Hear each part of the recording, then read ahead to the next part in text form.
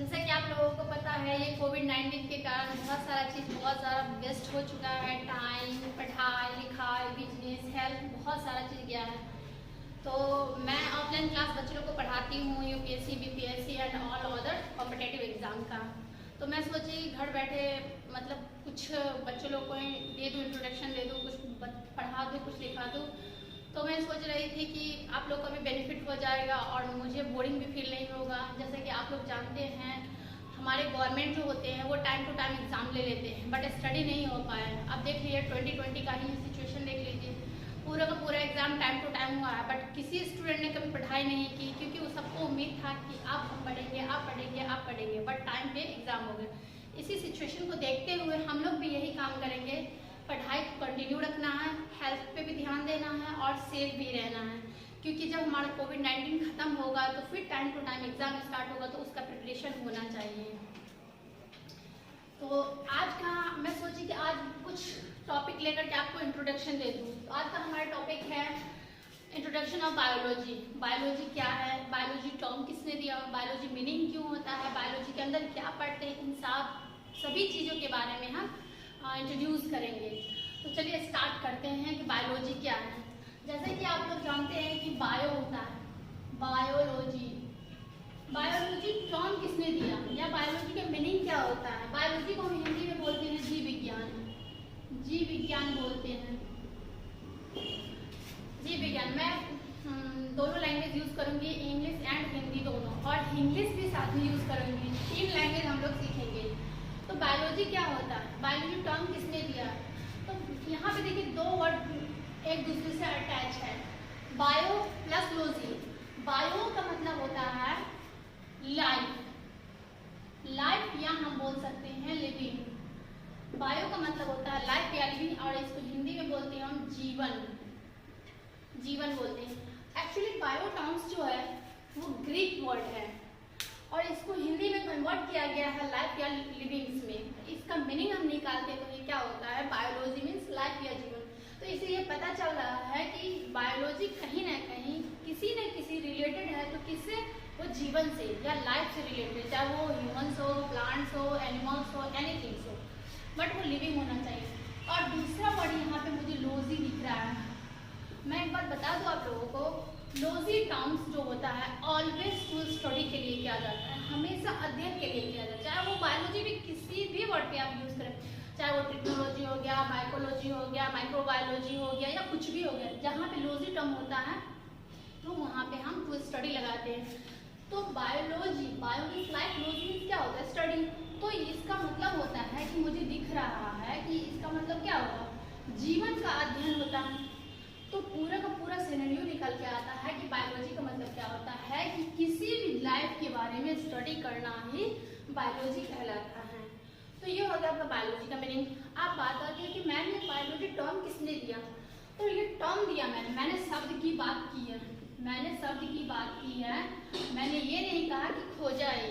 ये टर्म जो है ये 2 साइंटिस्ट मिलकर के दिए, ये अकेले नहीं दिए गए, ये 2 साइंटिस्ट मिलकर दिए थे, जिनका नाम है, एक का नाम है लैमार्क, एक का नाम है लैमार्क और दूसरे का नाम है ट्रेविनेरियस, ट्रेविनेरियस। इसको हम ऐसे हिंदी में लिख सकते हैं, लैमार्क एंड ट्रेविनेरियस। तो ये 2 साइंटिस्ट मिल करके ही बायोलॉजी टर्म्स का नाम दिया, या इन्होंने कहा कि किसी भी जीव के बारे में स्टडी करना वो बायोलॉजी कहलाता है या जीव विज्ञान कहलाता है। तो ये हो गया आपका बायोलॉजी का मीनिंग हो गया कि बायोलॉजी क्या होता है और बायोलॉजी किसने कहा। अब बात आती है कि मैम प्लांट भी लिविंग है, एनिमल भी लिविंग है, क्या ये दोनों बायोलॉजी में आता है? तो जी हाँ, ये दोनों बायोलॉजी में आते हैं।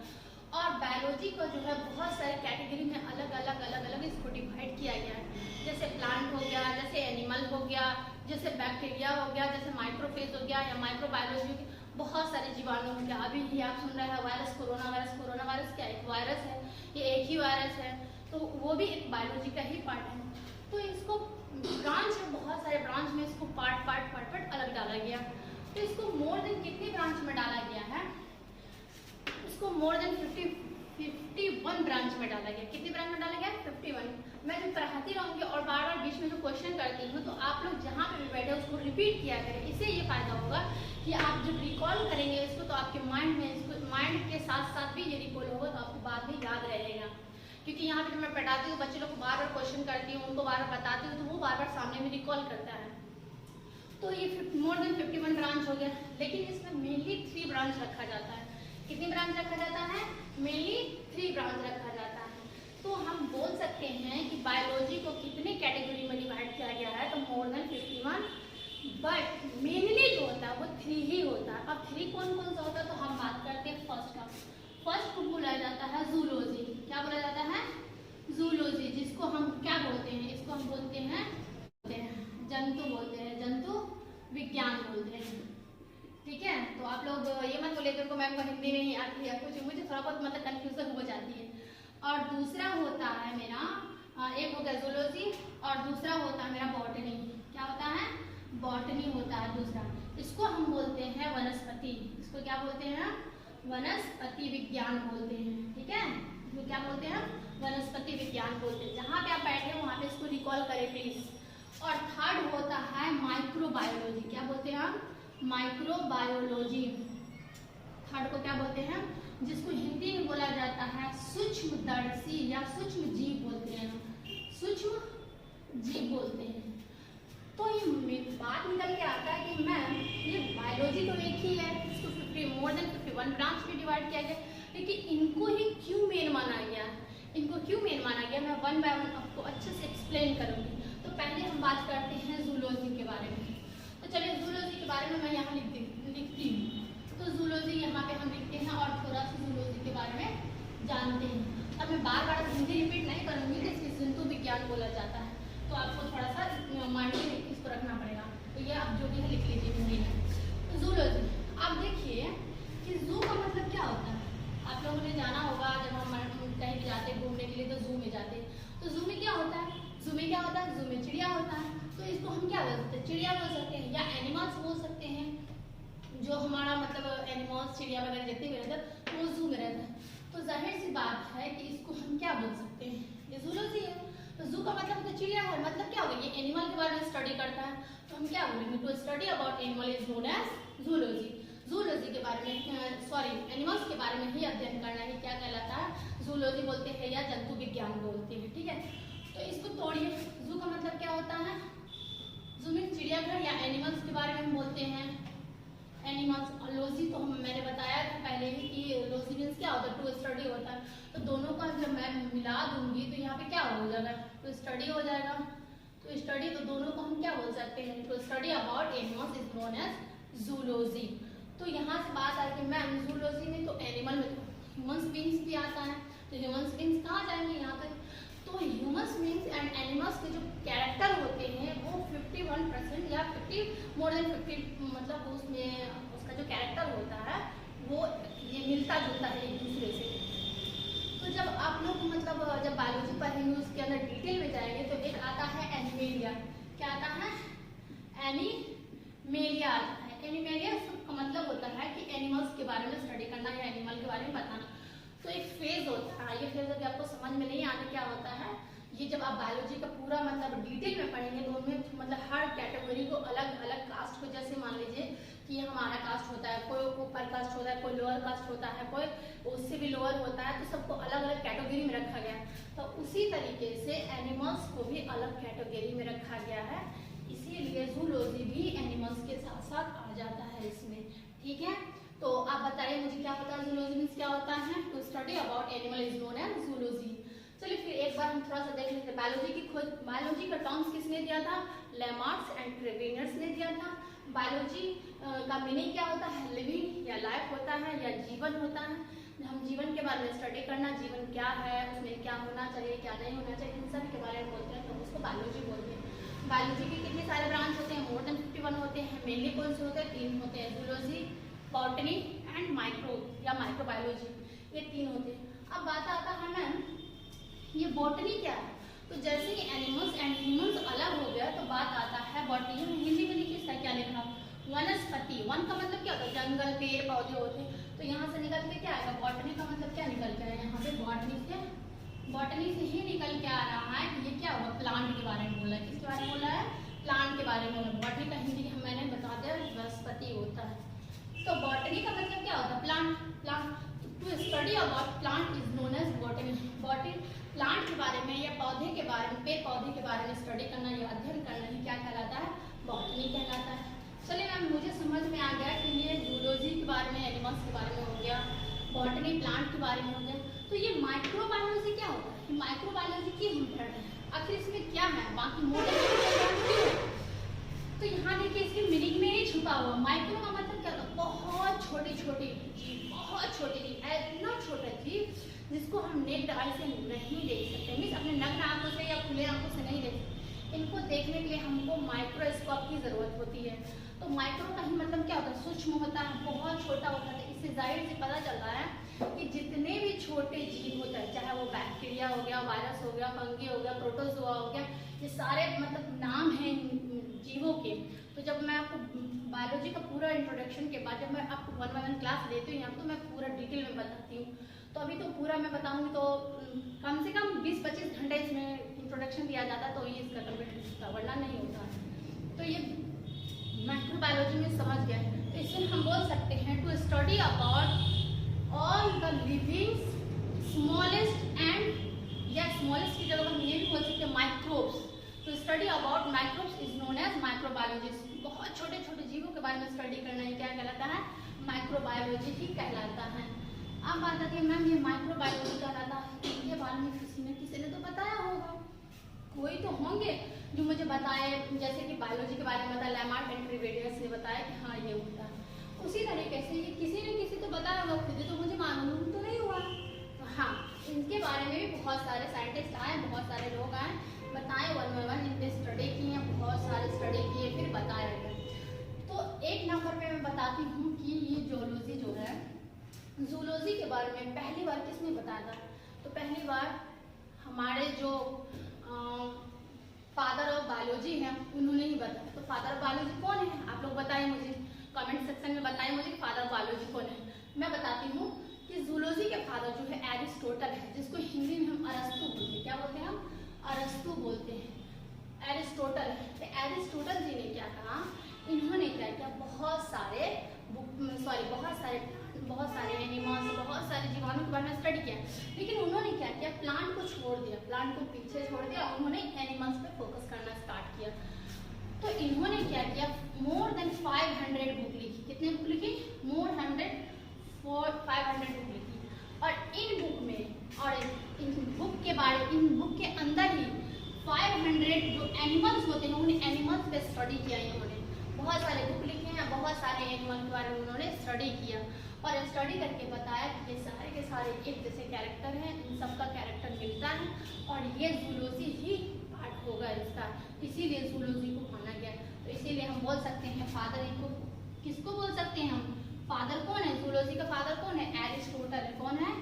एरिस्टोटल, जिसको हम क्या बोल सकते हैं? हिंदी में बोलते हैं अरस्तु। क्या बोलते हैं? अरस्तु। ठीक है। तो मैम ये इन्होंने बुक जो लिखा है, इन बुक का तो कुछ नाम होगा ना, मुझे कैसे पता चलेगा कि इन्होंने बुक लिखा या क्या लिखा? तो इनका बुक है, एक बुक है जो इनके ही पॉइंट निकाल के दिया गया, हिंट दे दिया है कि हाँ इसी पे होगा। इनका बुक है द हिस्टोरिया ऑफ एनिमेलिया। क्या है? The Historia of animalia. क्या है? एनिमेलिया। अब बुक का नाम तो हमेशा आपको इंग्लिश में ही मिलेगा, क्योंकि इसको ऐसे ही लिखा जाएगा, द हिस्टोरिया ऑफ एनिमेलिया, ऐसे आपको सेम मिलेगा। तो आप लोग तो बड़े लोग हो गए हैं, कॉम्पिटेटिव एग्जाम के काफी हो गए हैं, तो आप लोगों को इतना तो माइनस आना चाहिए और आप लोगों को पता भी है। तो हिस्टोरिया ऑफ एनिमेलिया। अब देखिए तो हमारा एनिमल का स्पेलिंग क्या होता है? एनिमल का स्पेलिंग, क्या ये एनिमल से ही एनिमेलिया निकाला गया है? तो देखिए जूलॉजी के जो फादर है वो एरिस्टोटल है, उन्होंने ही क्या निकाला? एनिमेलिया बुक निकाला। तो एनिमेलिया में ही, अब एनिमेलिया से याद रखिएगा एनिमल और एनिमल से याद रखिएगा एनिमेलिया। तो बुक याद करने का ट्रिक क्या है कि एनिमल के बारे में स्टडी करना जूलॉजी, और जूलॉजी के जो फादर थे वो कौन थे? बायोलॉजी के जो फादर है वही है, वो कौन है वो आपको पता होना चाहिए, मैंने अभी जस्ट बोला, कमेंट सेक्शन में बताएंगे। और उन्होंने कौन से बुक लिखी? The Historia of animalia. अगर हिस्टोरिया ऑफ एनिमेलिया भूल भी जाते हैं ना, इतना हिस्टोरिया ऑफ भूल जाते हैं तो एनिमल से आपको एनिमेलिया याद होना चाहिए, और याद हो गया होगा 2-4 बार रिकॉल करेंगे। चलिए ठीक है मैम, आपने तो बताया कि ये फादर हो गए, इन्होंने बुक लिखा, क्या बॉटनी में भी किसी ने अपना योगदान दिया क्या? जी हाँ, बॉटनी में भी अपना किसी ने योगदान दिया था। तो ये बॉटनी का जो योगदान दिया था ना, वो एरिस्टोटल जी का कौन थे? स्टूडेंट थे, शिष्य थे, उनके साथ रहते थे, उनके साथ उठना बैठना, अपना रिसर्च करना, उनके साथ जाना। तो जाहिर सी बात है, इंसान जिस टाइप के इंसान के साथ रहेगा, उनका जो हैबिट होगा, जो उनको एक्सेप्ट कर लिया जाए। अब बुरे के साथ रह रहे हैं तो बुरा हैबिट एक्सेप्ट करेंगे, अच्छे के साथ रह रहे हैं तो अच्छा एक्सेप्ट करेंगे, वो डिपेंड करता है आप पे। तो उन्होंने भी क्या कहा कि हमारे सर जो हैं, उन्होंने तो मतलब प्लांट के बारे में बता दी कि वो लिविंग्स है, लेकिन उन्होंने छोड़ दिया तो चलो मैं ही इस पर रिसर्च करूँ। तो इन्होंने भी बहुत सारा मतलब रिसर्च किया, बहुत सारे प्लांट पे उनको मतलब रिसर्च करने के बाद उनको बताया कि हाँ क्या प्लांट है। तो उनके जो शिष्य थे उनका कुछ ना कुछ तो नाम होगा, तो उनका नाम क्या था बताइए हमको। उनका नाम था थियोफ्रेस्टिस। क्या नाम था? थियोफ्रेस्टिस नाम था। क्या नाम था? थियोफ्रेस्टिस। क्या नाम था उनका? थियोफ्रेस्टिस। ठीक है, यहाँ कौन से फादर है? एरिस्टोटल हो गया, लेकिन यहाँ बॉटनी का कौन सा हो गया? थियोफ्रेस्टिस हो गया। तो इन्होंने क्या किया? अब इन्होंने कुछ ना कुछ अच्छा काम किया होगा, तभी तो इनको फादर का उपाधि मिला। फादर बनना इतनी आसान नहीं है, किसी भी चीज़ का आपको फादर को बना दिया जाए, चाहे वो बॉटनी, ज़ूलॉजी, माइक्रोबायोलॉजी, जब न्यू प्रिंट होता है, किसी चीज़ नया खोज की जाती है, तो उनका मतलब फादर को किया जाता है। तो इन्होंने भी क्या किया? इन्होंने भी मोर देन 500 प्लांट पे रिसर्च किया, उन पे एक्सपेरिमेंट किया बहुत सारा। तो फोन से कितने पे किया था? 500 एनिमल पे किया था, सॉरी प्लांट पे किया था। ठीक है, एक्चुअली मुझे वीडियो शूट करने की आदत नहीं है, मैं लाइव नहीं पढ़ाती हूँ, मतलब बच्चे जो सामने में होते हैं मैं उनको पढ़ाती थी। तो आदत बना हुआ कि मतलब क्वेश्चन किया आंसर जस्ट आ गया, तो मुझे आदत नहीं है, इसलिए मैं बार बार आप मुझे मेरे मुँह से कुछ मिस्टेक हो जाती है। तो अगर मैं ये चाहती हूँ कि अगर आप लोग चाहते हैं कि मैं और भी वीडियो बनाऊँ या और आगे मैं आपको पढ़ाऊँ और अच्छे टॉपिक्स बताऊँ, तो आप मेरे वीडियो को ज़रूर लाइक करें। और मैं ये समझूंगी कि आपने जो लाइक किया है तो वो आपको समझ में आया है, तो इससे मुझे क्या है इंस्पिरेशन मिलेगा और मैं और भी कोशिश करूंगी। चलिए बात करते हैं टॉपिक पे। तो मोर देन 500 प्लांट पे उन्होंने रिसर्च किया, तो इन्होंने भी तो कुछ ना कुछ बुक का नाम लिखा होगा ना, जैसे कि यहाँ पे लिखा था हिस्टोरी ऑफ एनिमल। तो इन्होंने भी क्या किया? अपने सर के कॉपी कर लिए, बस एक लाइन चेंज कर दी। तो इन्होंने भी क्या लिखा? हिस्टोरिया ऑफ क्या लिखा? अब यहाँ पे एनिमेलिया है तो यहाँ पे तो प्लांट से कुछ ना कुछ होगा, तो इन्होंने क्या लिखा? प्लांटेरम। क्या लिखा? प्लांटेरम। क्या लिखा उन्होंने? प्लांटेरम। ठीक है, प्लांटेरम लिखा। अब यहाँ देखिए प्लांट से लिखा हुआ प्लांट, एनिमल एनी से लिखा हुआ है एनिमेलिया, तो आपको याद वैसे ही हो जाएगा। बॉटनी के फादर कौन थे? थियोफ्रेस्टिस जी थे, जो कौन थे? जो शिष्य थे किन के? एरिस्टोटल जी के शिष्य थे। और उन्होंने कितने सारे प्लांट पे किया था? तो 500 प्लांट पे किया था। उन्होंने कौन सी बुक लिखी? तो प्लांटेरम बुक लिखी। मैं आपने तो मुझे बता दिया बॉटनी के बारे में, जूलॉजी के बारे में, तो ये माइक्रोबायोलॉजी क्या है? तो इसका तो मैंने डेफिनेशन स्टार्टिंग में ही दे दिया। अगर आपने प्रेजेंट से देखा होगा तो मैंने बताया कि ये वैसे छोटे छोटे चीज जिसके हम नेट डाल से नहीं देख सकते हैं, उन्हीं के बारे में बताया। तो चलिए हम बात करते हैं माइक्रोबायोलॉजी की। तो माइक्रोबायोलॉजी के बारे में ही बात करते हैं, तो मैं यहीं पे इसको लिख दे रही हूँ क्योंकि स्पेस कम है। ओके, तो माइक्रोबायोलॉजी के भी तो फादर होंगे ना? जी हाँ, अभी कोरोना वायरस चल रहा है, तो अभी हम हाल फिलहाल में मेरा वायरस भी बहुत ज़्यादा ही वायरल हो रहा है। तो बताइए, तो वायरस के फादर कौन होते हैं? आप कमेंट सेक्शन में मुझे बताइए कि वायरस के फादर कौन होते हैं।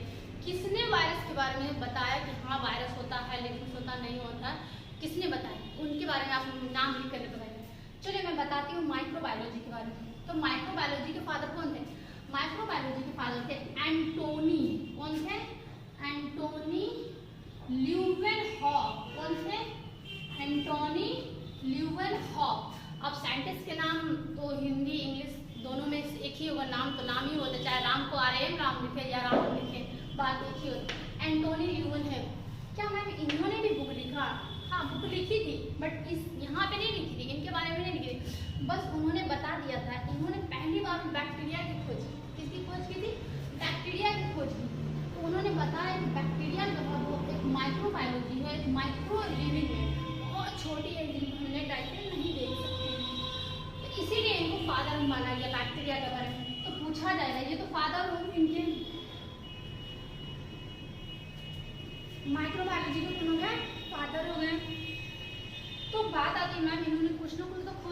जी हाँ, खोज आता है। इन्होंने पहली बार बैक्टीरिया की खोज की। किसकी खोज की थी?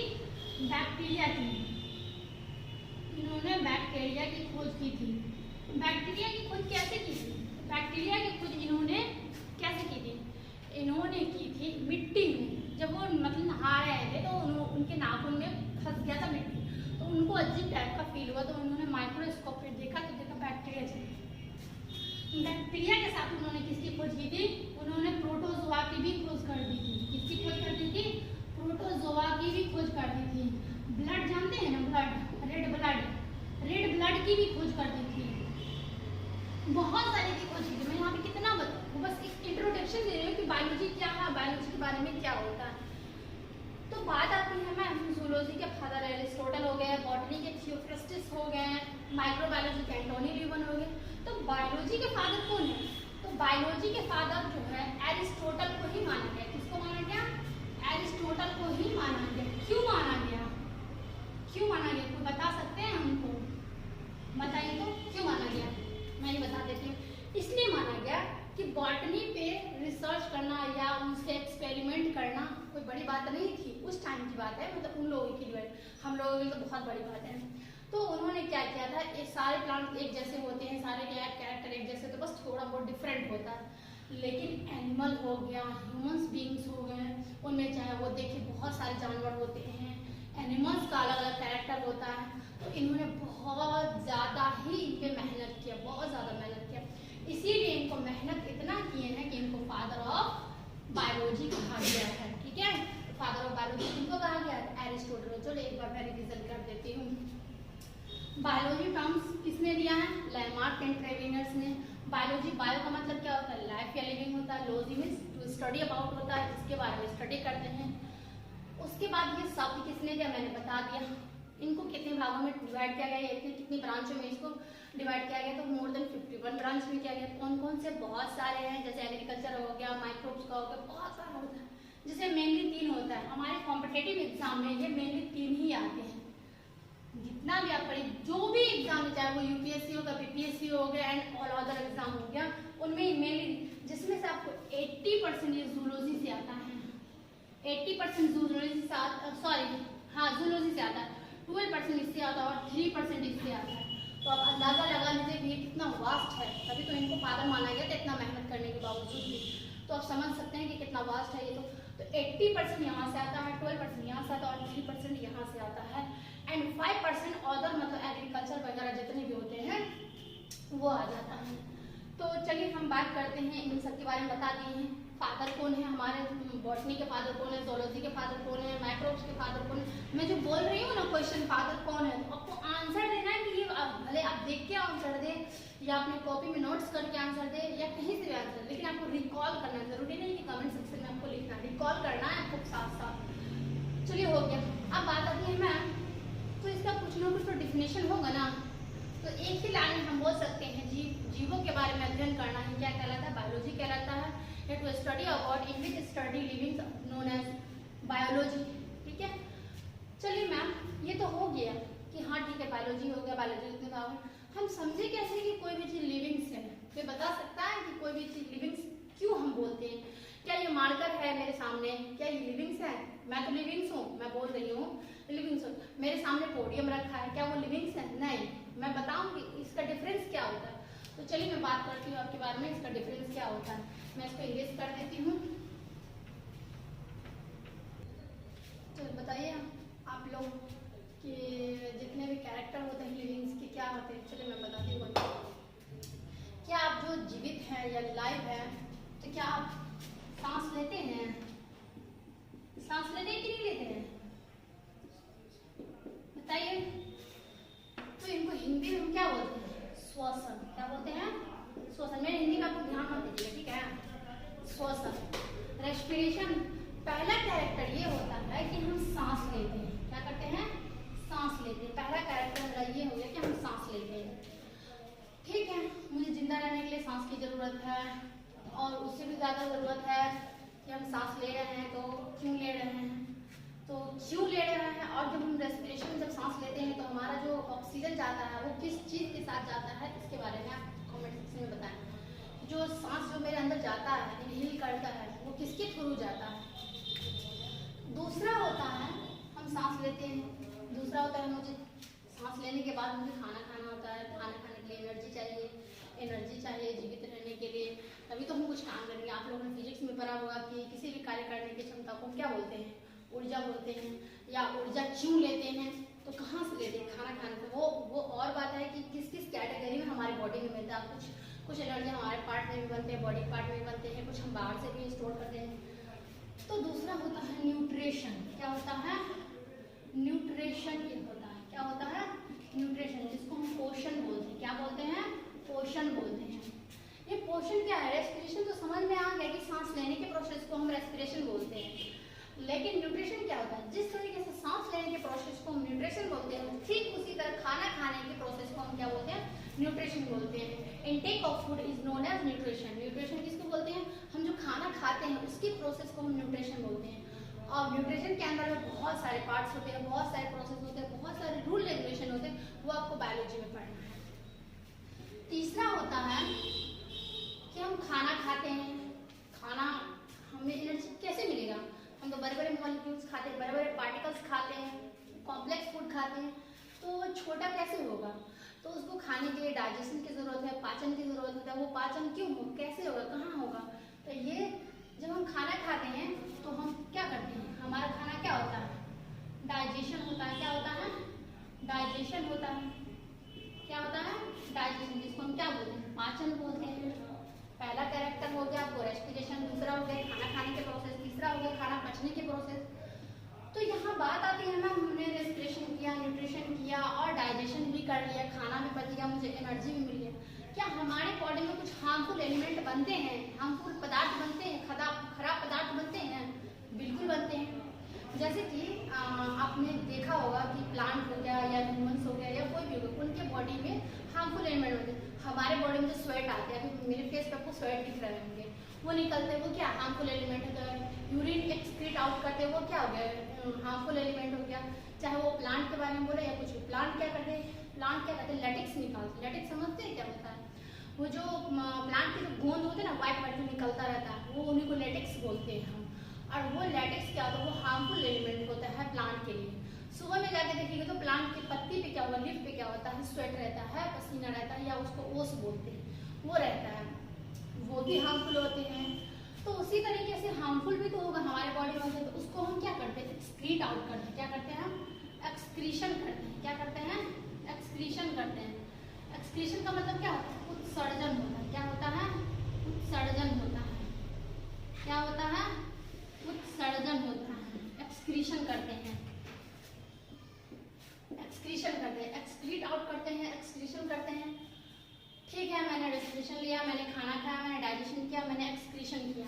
ठीक है, इतना तो प्रोसेस हो गया। एक और आता है कि हमारे जैसे ह्यूमंस, मतलब मेरे जैसे या किसी और, जो आप जो बैठे हुए हैं आपके जैसे ह्यूमंस, मेल फीमेल सभी, उनके जैसे तो फोटोकॉपी है ना इस दुनिया में। जैसे मेरी माँ हो गए, मेरे पापा हो गए, भाई हो गए, तो वो क्या हो गए? वो रिप्रोड्यूस हो गया। क्या हो गया? ऑफस्प्रिंग हो गया। तो पांचवा क्या होगा? रिप्रोडक्शन हो गया। क्या होगा? रिप्रोडक्शन होगा। रिप्रोडक्शन को हम बोलते हैं क्या? क्या बोलते हैं? प्रजनन बोलते हैं। प्रजनन बोलते हैं। रिप्रोडक्शन वो प्रोसेस है जो अपने ही जैसे जाति के, अपने ही जैसे कास्ट के, सॉरी कास्ट नहीं, अपने ही जैसे जाति के या अपने ही जैसे वो उस चीज को ऑफस्प्रिंग करने के प्रोसेस को हम क्या बोलते हैं? रिप्रोडक्शन बोलते हैं। या चाहे प्लांट हो गया, चाहे वो एनिमल्स हो गया, या कुछ भी हो गया जो लिविंग होते हैं। तो जैसे देखिए अभी क्या हो रहा है, वायरस हो रहा है, एक दूसरे से रेप्लिकेट कर रहे हैं, आगे बढ़ रहे हैं, आगे बढ़ रहे हैं, वो क्या कर रहे हैं? रिप्रोडक्शन कर रहे हैं, अपने आप में बढ़ रहे हैं, फोटोकॉपी निकाल रहे हैं। तो ये रिप्रोडक्शन हो गया। और तीसरा आता है क्या, मतलब जैसे बच्चे पैदा होते हैं, इन्फेंट होते हैं, देन वो शिशु कहलाते हैं, देन वो एडल्ट होते हैं, फिर बड़े होते हैं, फिर ओल्ड होते हैं। तो उसी तरीके से उनमें क्या होता है? ग्रोथ एंड डेवलपमेंट होता है। क्या होता है? ग्रोथ एंड डेवलपमेंट होता है। क्या होता है? ग्रोथ एंड डेवलपमेंट होता है।